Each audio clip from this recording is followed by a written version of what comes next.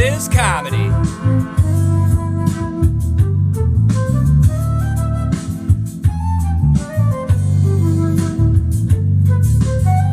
Guess who's back? Back again. Shady's back. Tell a friend. How you motherfuckers doing?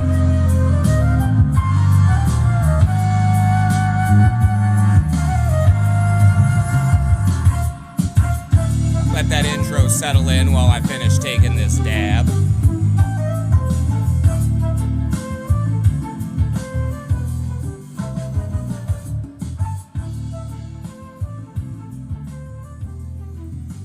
And look, I understand if you're a little upset with me. You're just starting to get into the zone, vibing out, and I keep going on these long breaks.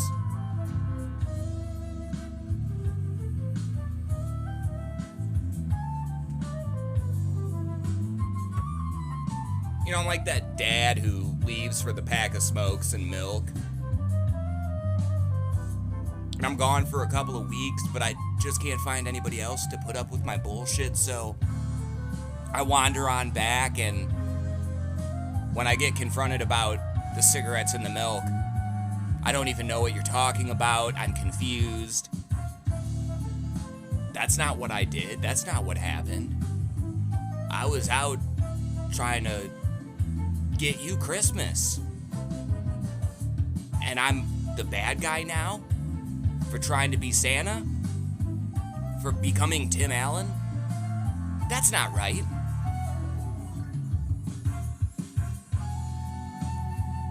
You know, most of the fucking time, all I'm asking for is a little fucking tickle on the bum, love. That's all I'm fucking asking for. Just a little sprinkle of the fucking fingertips. Nothing more, nothing less, Lars. Just a little fucking tickle of the ass. Fucking hell, right? And is that what I get? No. I get shot down like a dog in the street. For shame. It's just a clever masquerade. Phantom of the Opera shit, baby. Mask on, fuck it, mask off. Yeah, all bullshit aside though. It's trying to navigate these waters and to have a little pet passion project. And you feel conflicted, right? You don't have the time you want to give to it. You kinda do, but not the way you want to. And you're sick and tired of just doing it to get it out there.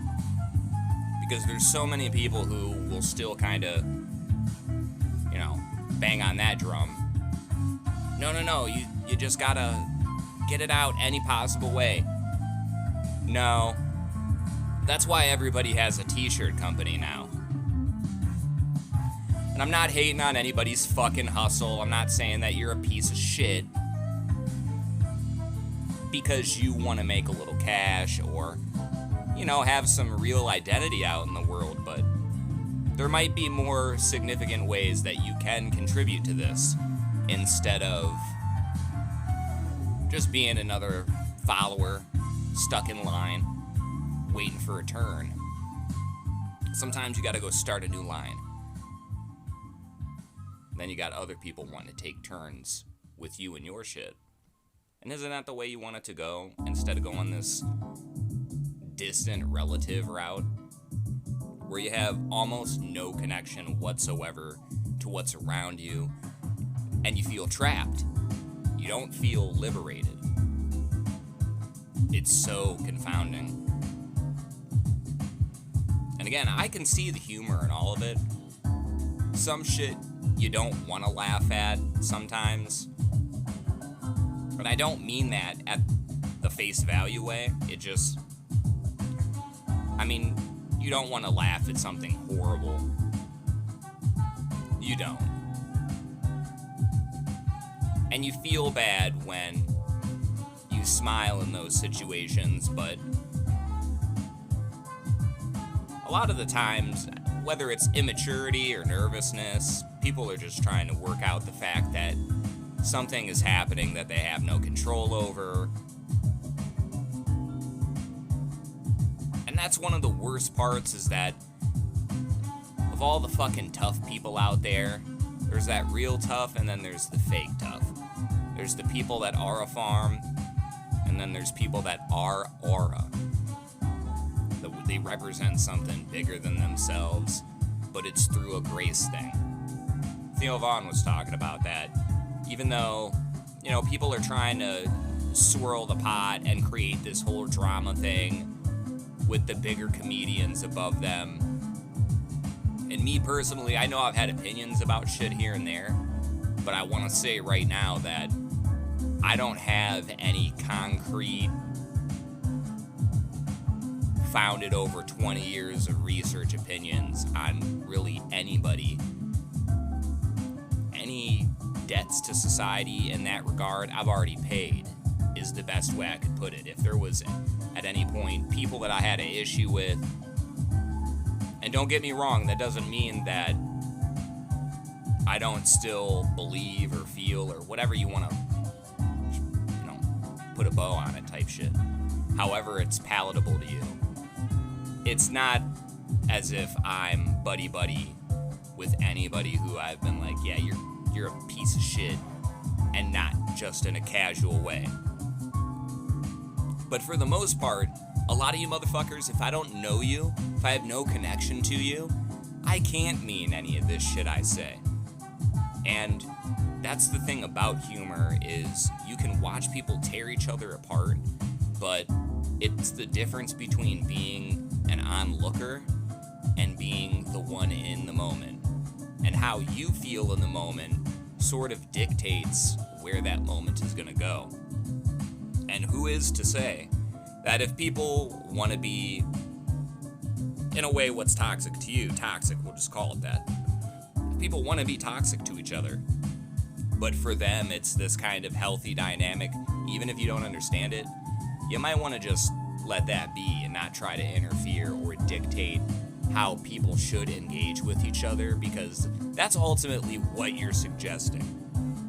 You're not saying, here's my principles and values, and should you choose to interact with me, this is the way I'd like you to treat me, or at a bare minimum expect this, for you to be treated this way by me. And that give and take is kind of gone. There's not really a lot of interconnectivity anymore. It's just faded away. It's fizzling out. And that kind of shit bums you out, because again, you can't find the funny with people if they're always looking for a reason to be right or a reason to be offended. Just any kind of fucking issue they can make out of something, that is the biggest contamination to comedy whatsoever. So again, you looking into something, not being a part of it, you don't really have the same value in that conversation as the people who were actually in it. You can claim that people are influenced, or that their thoughts and opinions aren't exactly what they truly believe, or blah, blah, blah. We could do this all day long, but at the end of the day, if you aren't the people that are involved in something, you probably don't have any right to explain it away or make a case for this and that.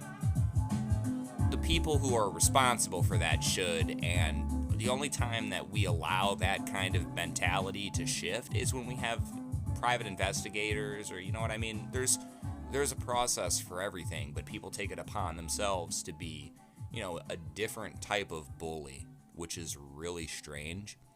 And they wield this shield. It's not a sword that they wield.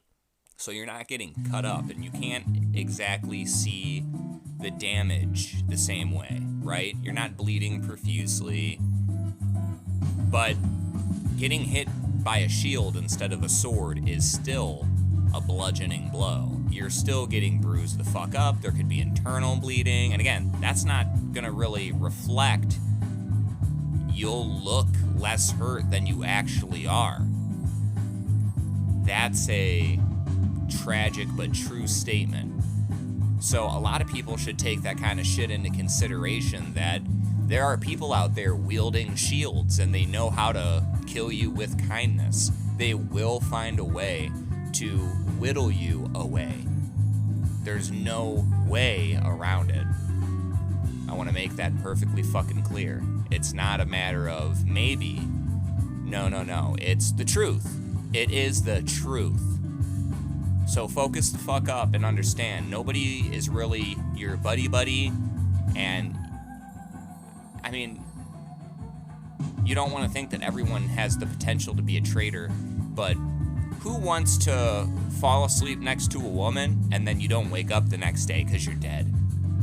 Or wake up in the middle of the night with a fucking knife in your windpipe or your heart, and now what the fuck are you gonna do? It's over. Because you trusted somebody, because you wanted to be vulnerable, and that's a frightening concept. And then you can go ahead and say, well, that's not how real people operate. Are you fucking sure, dummy? Because I don't think you represent the opinions or the inner thoughts of the billions of people on this planet. And for all the sick shit that we've seen out there, you better fucking believe that I've seen what people can be pushed to when you fuck with their sanity. And that's the trick about sanity, is it is very malleable. You have no control over it. It doesn't matter if you think you're in the right, or sometimes when you push too much, you really do break someone to a point of no return. And I think about that all the time with anybody that I interact with now. And it doesn't mean that when push comes to shove, if I feel a certain way, that I won't act if I believe the consequences aren't too great. But I try not to act on those ones that I know are going to be of no return. Where now I've made a decision that, again, there's no putting the genie back in the bottle. Now I've summoned this and I have to go through this scenario, even though I didn't mean for it and don't want to deal with it. That's the situation now, and I have to figure it out from there. People will test you like that all the fucking time. There's no way around it. Rest assured. You might think that you can kind of skip a level and fucking, do the old Mario jump. But that's not what's going to happen. You're going to be trapped in a little dimension of your own where you think everything is correct, but that Dunning-Kruger shit, it's not imposter syndrome. You're not some intellectual. It's fake. It's pseudo. It's quasi. You're kidding yourself. And I'm not over here like as the arbiter of truth and justice and all that is pre-shrunken cottony Captain Underpants style. It is just me in my most honest and genuine way, as Patrice used to call it, being righteous to yourself. And I know not everybody loves Patrice or whatever, but at the end of the day, that man was one of my favorites. And he's one of those guys that, I'll be honest, even me bringing him up, I get sick and tired of the people who, like, using his name, bringing him back from the dead, digging his grave up just to throw his fucking corpse around and talk shit. But there's a lot of goats that should sleep quietly. And I hate to do it to them, but again, motherfuckers like Hicks, and even just regular comedic legends, we could go on and on about, like Farley and Belushi. We don't have to just always rehash, but it is nice to give credit and not try to draw from them, but be inspired by them. Because I think that's the biggest compliment you can pay. You don't want to just be a forge and not have your own style. You got to be able to leave your mark. Look back at the prior generations if you need to learn how to create a dynasty or an empire or whatever the fuck you want to call it. I'm not going to say clan, because clan has bad connotations, you know what I mean? Not in the gaming world. Clans are cool. It's funny, we call them clans in video games. Yeah, join my clan. But if you said that to somebody in real life, hey, you want to join my clan? You'd think they're talking about a pointy white hood with burning crosses out in the woods. It's just... But...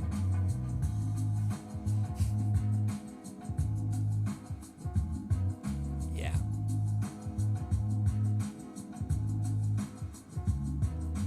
Now, I am going to just take a moment to say that we do have a sponsor today.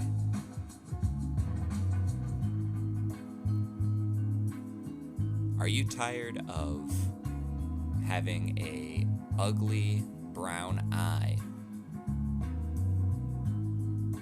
Well, no longer do you need to wonder, how can I change this situation?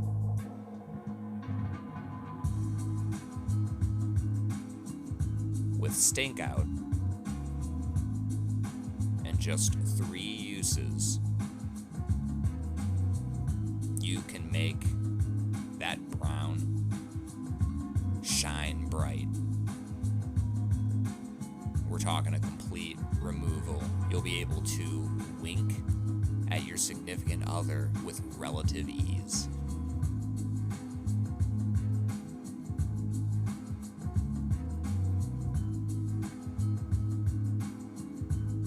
And with my promo code, GETFUCKED, you're gonna actually owe an extra 15% off.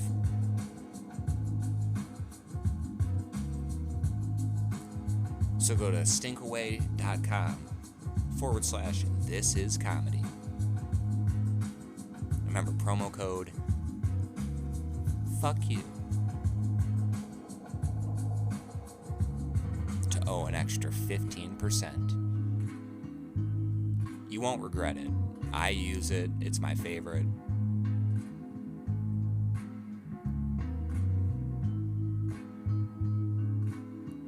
Yeah, that's our sponsor for today, guys. And I also just want to shout out the Patreon too, right? Patreon.com/thisiscomedy. Look, I get it. There's a lot of podcasts out there. So that being said, why not just throw me your little fucking boop? Why not get in early? Because if the stock blows up, you don't want to be one of those people regretting it, right? I mean, look at NVIDIA, look at GameStop. You missed out. This could be the next GameStop. Don't you want to be prime investment material? Don't you want to fund this endeavor? Well, again, it's doesn't really matter. But you could do it for $1, little bud. That's nothing. That's cheap. And I mean, until I see some Patreon members in general, I appreciate all the motion on YouTube. I do see new followers. I know it's not all just for me. There's different content on there too. But at the end of the day, I appreciate we're always growing. It's always going up. But I'd like to see some people come over to the Patreon. I do see the people on Spotify too. Thank you very much for those of you who prefer that platform and that's just the way that you want to digest the content. I totally get it. I like being able to turn my fucking phone screen off if I don't want to watch the video and still be able to listen to what I'm listening to. And even if you don't pay for premium, you still have control over the podcast, which is nice. Now, if they ever gatekeep that option, hey, they're going to lose a lot of people who've grown accustomed to that. And that is how the bait and switch tends to work. But for now, they're really, really chill. And I like them a lot. I've advocated for quite a few of my favorites that please put the video as well onto your Spotify. Don't just upload the audio. You're missing out on a huge market. Now Spotify has comments, which is really cool, and you can't just blow up the comments either. It's really clean. I hate to say it that way. I don't necessarily enjoy being controlled or limited, but out of all the platforms that you just see a bunch of bullshit, there's a little more accountability. So it's nice that every time you see somebody engage with your content, you know they're really fucking with it. You get to see live viewer metrics depending on how big your content's gotten. It's very impressive to me that instead of having to deal with a bunch of bullshit, you actually have a comprehensive platform that rewards the listener and the artist. Not that I want to go over here and be one of those fucking guys. Oh, I'm an artist. I'm not, okay? I'm not a painter or all that shit. I've been down the artist path. I can make music. Blah, blah, blah. This isn't art to me. It's just sitting in front of a microphone and talking shit for an hour, sometimes longer, which is great, you know? If I ever get a guest on where I feel like we can do Rogan numbers and go for 2 or 3 hours, it's not like I haven't done that in the past. I have.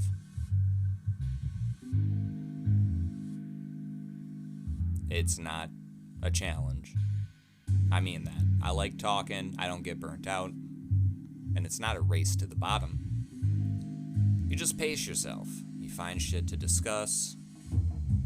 And naturally, the conversation is going to evolve in a way that, you know, makes it easy for you to participate.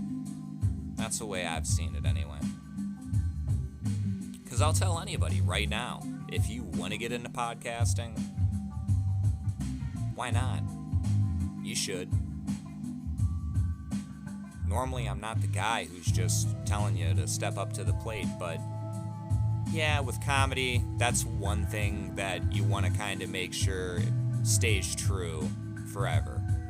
That it's approachable for anybody. That Ratatouille shit that everybody can cook, right?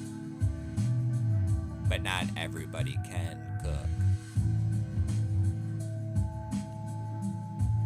But the attempt is valid. Another Patrice line. The attempt is very valid. Shouldn't matter too much where your heart's at. And again, I'm not advocating for just shitty, toxic comedy. But if there's a joke there and you think you can get it, sometimes that helps the healing. Sometimes it helps people to move past something, and I respect those of you that do evil for the greater good. Let me put it that way. I do see that there's something noble to that. You're almost falling on your sword so that other people don't have to suffer, and that has been a role of the comic, the jester, in all these years as it's evolved. The form has changed so much. Who knows where it's going to be in 10 or 20 years? A lot of people talk about how Dane Cook was at the precipice of the YouTube era. It's very true. My friends and I, we really were into Dane when he was blowing up. I talk about that monkey bit he does all the time. Now, I don't know if that's a taken bit or whatever. I'm not going down that fucking route with anybody. But that monkey bit is so fucking funny. When he's talking about heat, and then it's the monkey in the back of the van. We gotta go! I mean,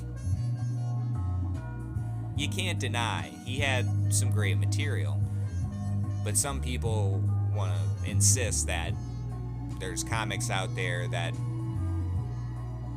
you shouldn't even bring up. I know how people feel about Mencia, but Mencia still has friends like Bobby Lee. That's not going to change. Just because you say he did something or have a perception of what happened. Oh, he got dunked on by Rogan. Well, so what? He's still around. He may not have a Joe Rogan podcast, but anybody ever think Rogan might be a prisoner of that now? It started out as just something he was doing, and then he's locked into this shit.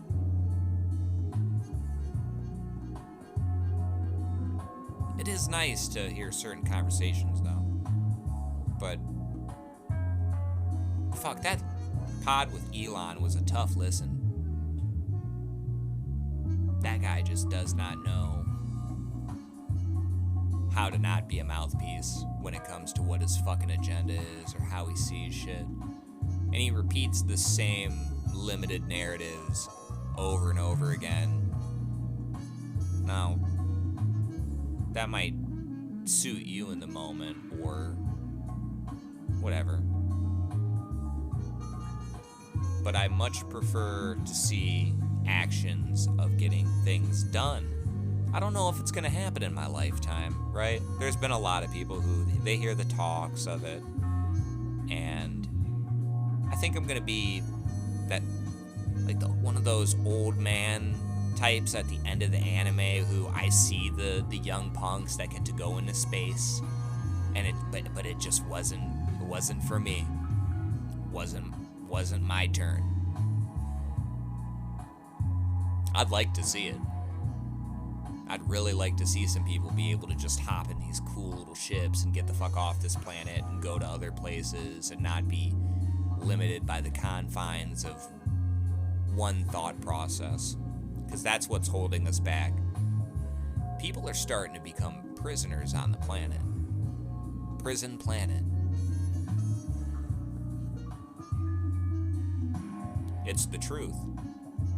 Stay in a certain country, go through all this bullshit to move around the country, basically have every part of your body inspected to do it. It costs so much, so very few people can do it. And there's so many rules that change. There's no guarantee that anywhere you go, something may or may not happen where you're like, oh, I just fucked everything in my life up. Oop. You gotta be careful when it comes to certain shit, you know? I mean, take Skankfest, for example, which, again, I'm super excited to be a part of this volunteer crew. I got all my shit straight. I've looked into it quite a bit. I've heard feedback from prior volunteers over the years. Apparently, it's one of the best fucking things to do. Non-propaganda bullshit. If you do a good job and you're not a dickhead, they even ask you to come back some years instead of you having to volunteer and go through the process, and that's cool.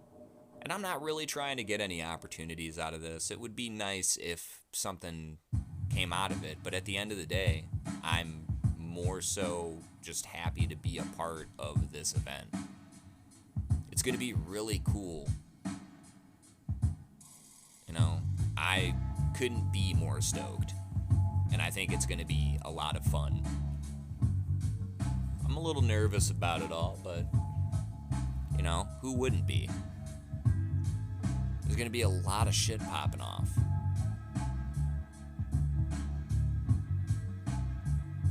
But I think it's going to be fun. And remember, if you see me there, come say what up to me. You absolutely can. Got no problem giving daps to somebody. I don't think it's going to happen. I'm not a fucking big shot at all. I'm a bum. I'm a bum. Me, I'm nobody. But at the end of the day, I'm going to have fun talking to people, taking care of shit, going early to help set everything up. It's going to be a lot of fun. Sometimes that's enough, you know? Just getting to be a part of a really cool moment, and, you know, I don't have to go in as just your regular fan. I'm not the guy who I paid money for a ticket to, no, I get to be a part of it. That's really cool. A lot of you can say you went to Skankfest 2025. I can say I was part of it and helped build it and keep people safe. That shit's cool to me. I'm gonna take it serious. You know, some people might laugh at that shit, but it's like, no. These guys have built quite a bit. And the more you look into Luis J. Gomez, bro, I'm not trying to dick ride, but he does a lot for people. It's actually really cool to see. He's put a lot of people in positions. That's rare, you know, to be self-sacrificing and not necessarily worry about your place in the totem pole. Just being happy that you get to be in the conversation when it happens. A a lot of people could learn from that, because that's why he's won so hard. When I've thought about it more and more, because, you know, I told him he had posted about his special. I commented on it. He is nice enough. He interacts with plenty of people, but he's nice enough to, like, to have interacted with me a little bit in the past. I appreciate that shit. It's like he doesn't have to do that. He really doesn't. He doesn't have to interact with his fans. He could just do his own thing. And everybody would still eat it up. They'd still watch whatever he puts out and leave their comments. They just wouldn't get the conversation with him. Shouldn't take that for granted, because I don't see a lot of these big timers stepping down from the heavens to say hello to you. When's the last time fucking Louis C.K. hit you up on X? I'm not talking about the parody one either, you know.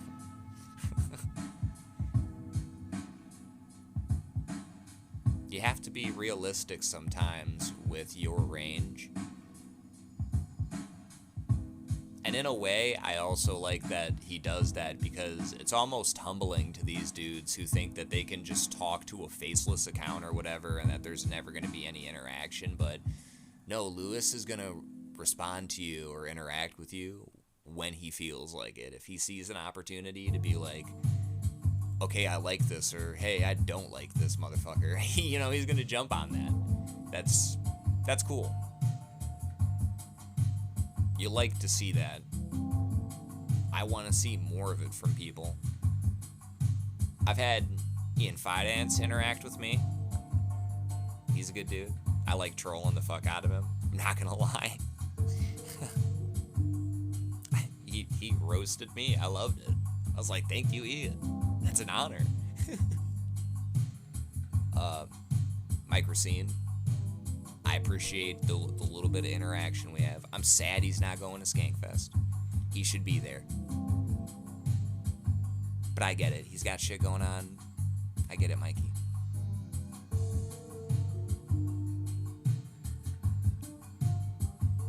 It's cool, man. I'm not trying to be on anybody's radar. I'll just do the things I like to do or say the things that I like to say. And there's not really anything behind that. There's no wizard with the crystal ball weaving into the future all these well-made plans. It's not the case whatsoever. I don't know if I've talked about it in depth on any level, but I can at least, to be honest, because we're a couple episodes in, so I want to sprinkle a little something, especially midway into the episode.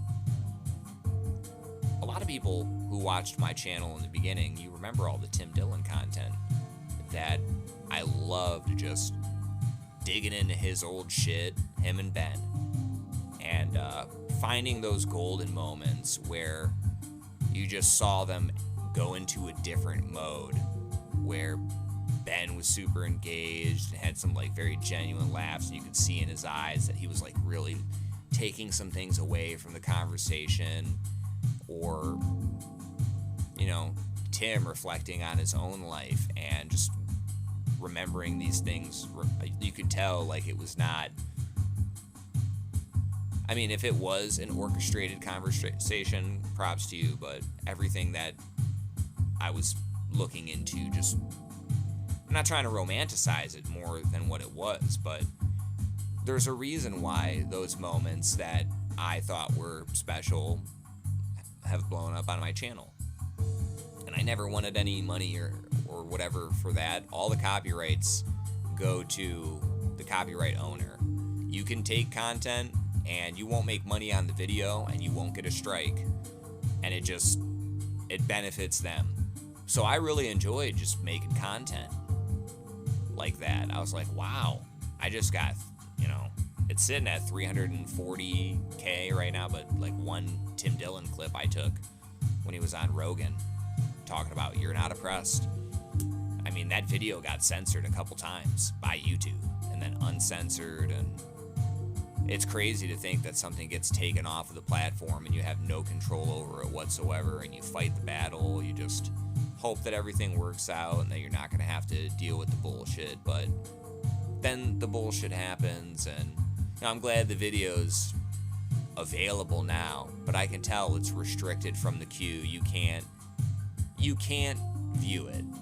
Like, you can if you go look for it, but I don't think that the video is ever going to be circulated again. It had its moment in the sun, and it doesn't need to go viral anymore, but it could have easily hit 1 million. If YouTube would have pushed that harder, if they actually wanted that message to be spread, they didn't care that it was coming from my account, the way that YouTube used to work, that's almost how it was blowing up. That a nobody channel was making something incredibly viral during an important time. And it's not like it was the cure to cancer, it was just a good point in a moment where a lot of diverse ideals were clashing, whether they were correct or incorrect. That's what was taking place, and you have this moment that somewhat challenges where people stand when it comes to what they're saying, because it's so easy to reinvent yourself once you kind of change the game, and all of that doesn't do much to move the needle. It kind of keeps things the same, but people just argue over and over again about the same shit without anything changing. So, it was frustrating, but you accept that, all right, I'll take 340 off that one. Other clips of his, I didn't really want to be a part of the shorts gang. I liked taking longer form clips, and I enjoyed people who wanted to sit around for the story. The people with the low attention span, if you couldn't watch for more than a minute and wait for the payoff of everything you got to be a part of, you're probably not the right fit for my channel, because I like to make long form content. I like to make that thoughtful shit that people need when they need to zone out and have somebody who's not, well, how much do you hear me hesitate on these conversations? Do you think I'm reading from a fucking script, or that I've got all this planned out, that I've got notepads around me and I'm doing this calculation Sherlock Holmes style? No, this is all off the rip. Like I'm pissing into the urinal for an hour. It just comes out, and that's what I'm doing. Just because I say it's low effort yapping, low effort for me, homie. I don't need to have a plan for this. I just press record and we let it rip. Riffing with the fellas. Well, the fella. Again, I'm sorry that I haven't had more guests on, but sometimes you're the Lone Ranger, and I haven't found my magic man yet. It hasn't happened. I don't even have my horse to ride on. It's fucked up. But I'm still out here. I'm doing it. I'm making moves. I'm getting a little feisty.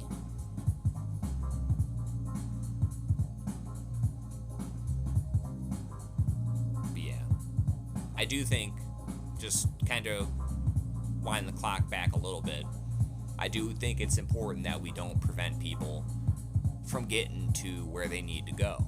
If you see that somebody has potential to go to the next level, you should want to accelerate that. Shout out to Pauly Shore, man. He's such a genuine fucking dude. That guy, he don't like phony. And I don't even think he'd like me, really. He'd probably be like, I don't know, buddy. Seem a little fucking different. And that'd be okay. I'd still love him. That wouldn't change how I feel. But I don't know if he was trolling it. He'll probably be back the same way Roseanne was kicked off or whatever, but apparently he can't go back to Kill Tony, and I don't. That was a great episode.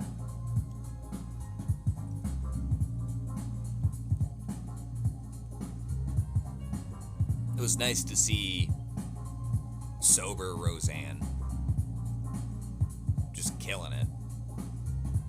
She wasn't just a cunt to everybody. She spit her game, talked her shit. gave really good advice to a couple of comics in particular, where you need to hear that from somebody at that level when you're at that point in your life.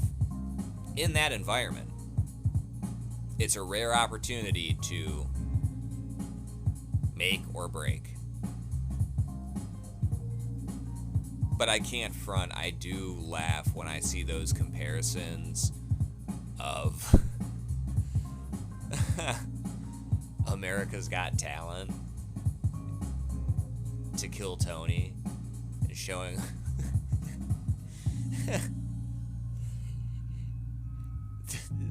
the success rate of the comics. Like, oh yeah, we made all these people stars, and then it's just all the Kill Tony people that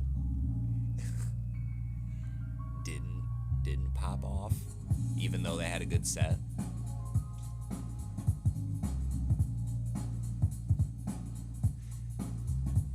And I mean, there was a time when you had people arguing that comedians who have disabilities, you weren't laughing at their comedy, you were laughing at the disability. And that's kind of flipped up a little bit now.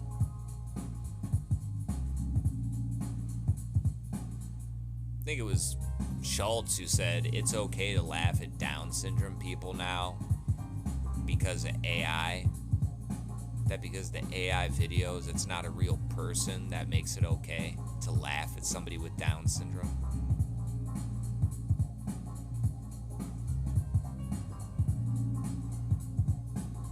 That was pretty revealing. You know, people show you what's in their heart, and you're just, I don't know, man. Again, I don't know these people on a deep level, but if Too Lazy can do all these deep analyses,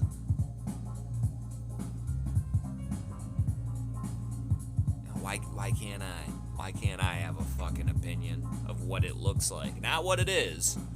I'm not over here claiming facts and saying, oh, this is the God-honest truth. You know, comedy podcasts are satire at the end of the day. You're supposed to be having some type of laugh along the line. If you don't, well, either I'm not having a funny moment, or maybe I'm not for you.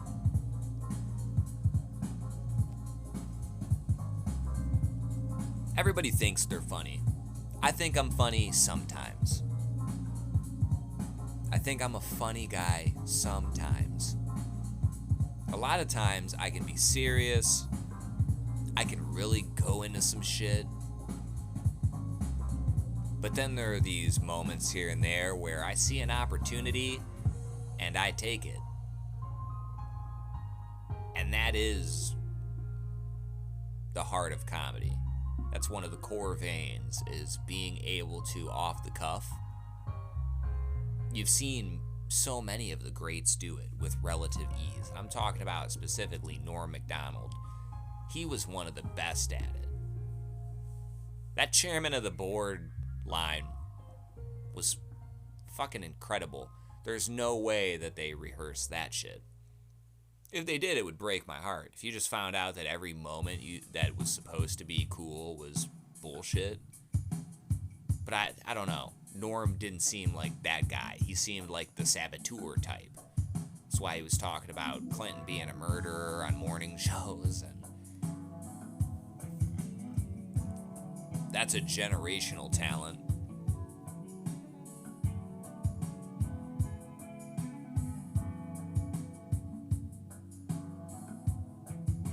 But you just don't have a lot of people who will tell it like it should be and don't feel that they have to infantilize you.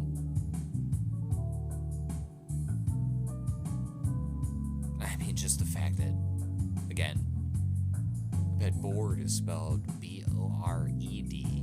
That's so fucking funny, dude. That he thought of that. And that's, I'm not saying I'm him, but that's That's my kind of humor. That if you give me an opportunity to kind of play, oh, we could play. And you'll probably want to invite me over again. That's the one thing, if you want me to kind of fanboy out, I hope I just get to like shake his hand and be like, dude, thank you for everything you do for comedy. You are one of the best. I feel like you're underappreciated, and I don't know how you feel about it all, but you're one of the best to have ever done it. If Carlin and Pryor got to meet you, or Robin Williams, a lot of these hitters, they would have fucking told you yourself. I don't know who needed to tell you, and maybe you do know that you're one of the best, but if you don't, man, Nick Mullen, you're one of the best fucking comedians out there. You gave two comedians some of the like most skyrocketed careers I've ever seen, and now you're just Dr. Doom.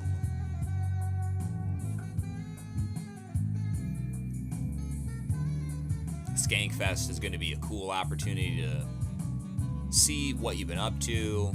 I can't wait to see what you do there.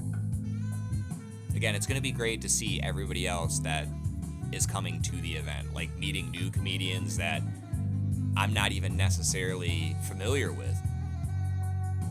That's going to be cool, but yeah, I hope I get to shake Nick's hand and just let him know, yeah, dude, thanks.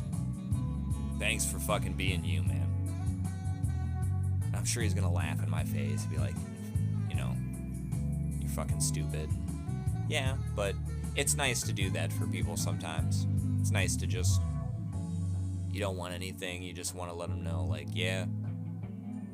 I mean, think of all the people that got to listen to the podcast you did with Stav and Adam.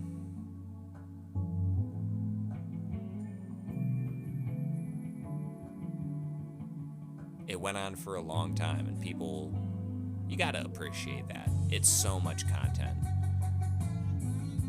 It's so much content.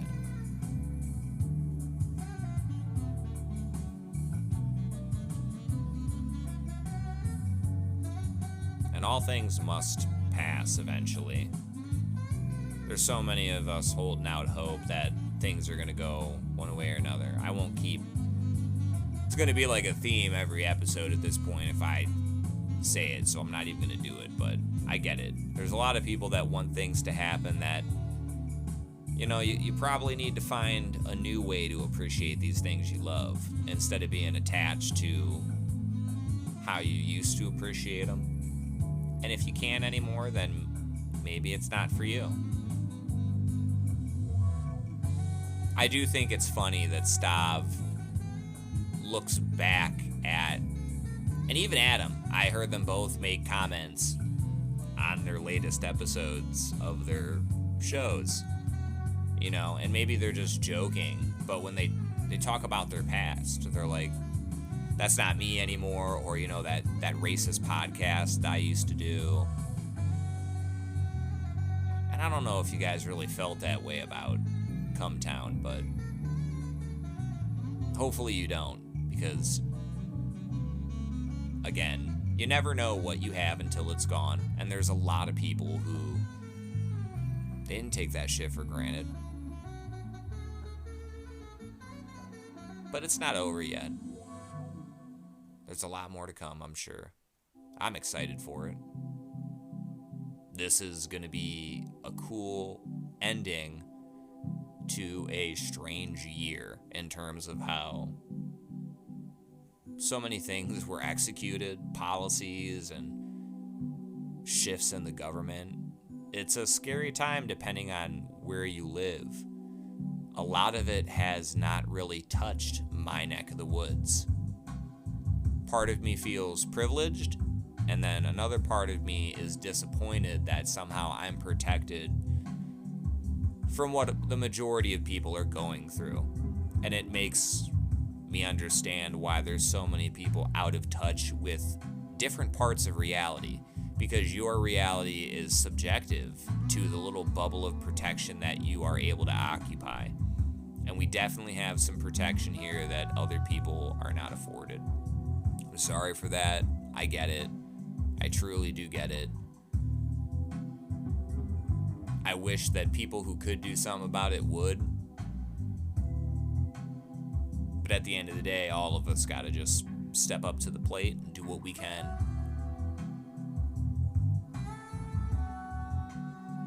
Not trying to end this on a soapbox, but I can be a little wholesome, right?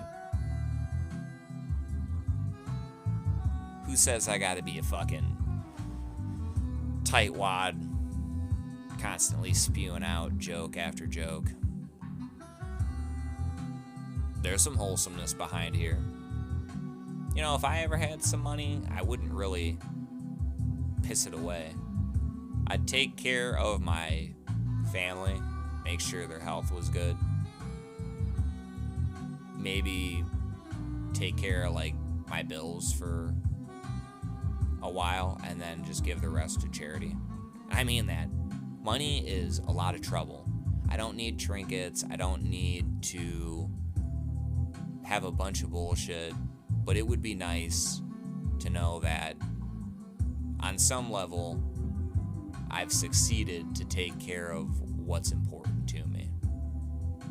And on some levels I've done that, but I think everybody wants to do better, Nobody wants to be disappointed with what they've done. So yeah, it's I'm here. I'm gonna keep it pushing. I'm doing it for me, I'm doing it for you. I'm doing it for us.